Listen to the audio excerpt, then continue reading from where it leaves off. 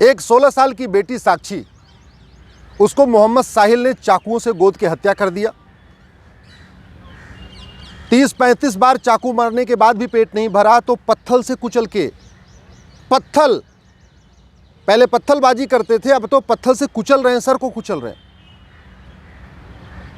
और इस हत्या के बाद जैसे हमेशा होता आया, ट्विटर पे ट्रेंडिंग हो गई जस्टिस फॉर साक्षी। बहुत सारे लोगों ने फेसबुक पे फोटो शेयर कर दिया, साक्षी को न्याय दो। कैंडल मार्च हो गया, साक्षी के हत्यारों को फांसी दो। नेताओं के भी बयान आ गए, बहुत सारे अपने आप को जो हिंदू हितैषी कहते हैं वो भी अपने बयान दे रहे हैं।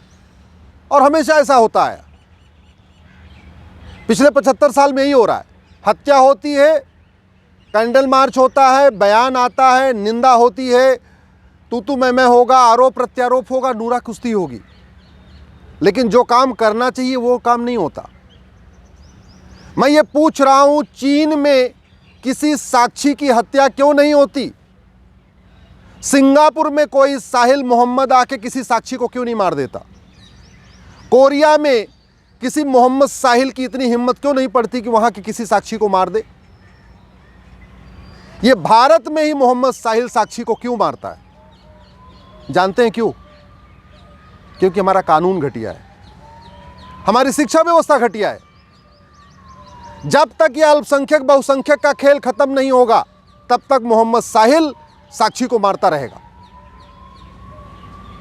जब तक इस देश में ये मदरसा मिशनरी स्कूल बंद नहीं होंगे और समान शिक्षा लागू नहीं होगी, तब तक मोहम्मद साहिल साक्षी को मारता रहेगा। जब तक इस देश में सारे पर्सनल लॉ खत्म नहीं होंगे, सबके लिए एक समान नागरिक संहिता नहीं बनेगी, तब तक कोई न कोई एक मोहम्मद साहिल किसी एक साक्षी को मारता रहेगा।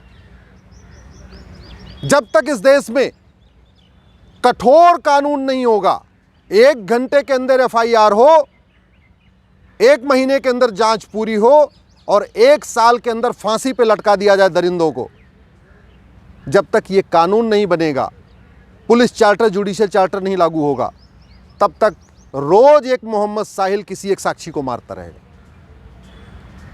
इसलिए मैं बार बार कहता हूं, तू मैं करने, निंदा करने, आरोप प्रत्यारोप करने, कैंडल मार्च करने, ट्विटर ट्रेंडिंग करने, फेसबुक पे लिखने,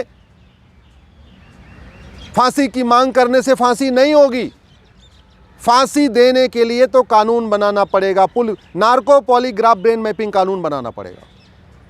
अब उससे पुलिस पूछताछ कर रही, चलती रहेगी पूछताछ, गवाहों के बयान होते रहेंगे, इधर जिरा होगी, उधर जिरा होगी, यही चलेगा। फांसी नहीं होगी। आज तक फांसी हुई किसको? कमलेश तिवारी के हत्यारों को फांसी हो गई क्या? बादल के हत्यारों को फांसी हो गई क्या? डॉक्टर नारंग के हत्यारों को फांसी हो गई? हिना तलरेजा के हत्यारों को फांसी हो गई? अंकित सक्सेना के हत्यारों को फांसी हो गई? कितने हत्यारों को फांसी हुई? इसके बावजूद फांसी मांग करते रहते। अरे भैया, फांसी की मांग करने से फांसी होनी होती तो अब तक 1000-2000 को फांसी हो गई होती, किसी को नहीं हुई। और कोई ऐसा दिन नहीं गुजरता जब भारत में कहीं न कहीं एक जगह किसी न किसी साक्षी को या तो लफ्ज़ जिहाद में नहीं फंसा लिया जाता, और नहीं अगर फंसती है तो मार नहीं दिया जाता। देखते देखते अफगानिस्तान में ख़त्म हो गए, पाकिस्तान में ख़त्म हो गए, बांग्लादेश में ख़त्म हो गए, हिंदुस्तान के 9 राज्यों में ख़त्म हो गए। भारत के 200 जिलों से पलायन हो रहा है। इसके बावजूद भी अभी जो काम होना चाहिए उसकी मांग करते ही नहीं।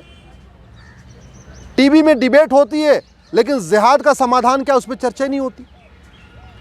पुलिस रिफॉर्म, जुडिशियल रिफॉर्म करना पड़ेगा जिहाद को रोकना है तो। ये जो विशेष कानून, विशेष दर्जा, विशेष योजना, विशेष जो स्पेशल स्टेटस है, इसको ख़त्म करना पड़ेगा। ये अल्पसंख्यक बहुसंख्यक का कॉन्सेप्ट ख़त्म करना पड़ेगा, माइनॉरिटी मेजॉरिटी का कॉन्सेप्ट ख़त्म करना पड़ेगा।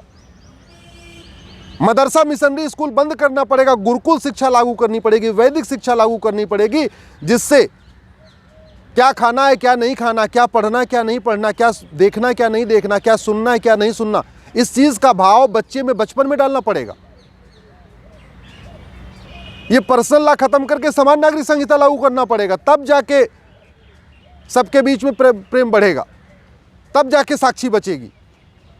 ऐसे नहीं बचेगी बतौलेबाजी करने से, भाषणबाजी करने से। घुसपैठियों के खिलाफ फांसी देने का कानून बनाना पड़ेगा, जिहादियों को फांसी देने का कानून बनाना पड़ेगा।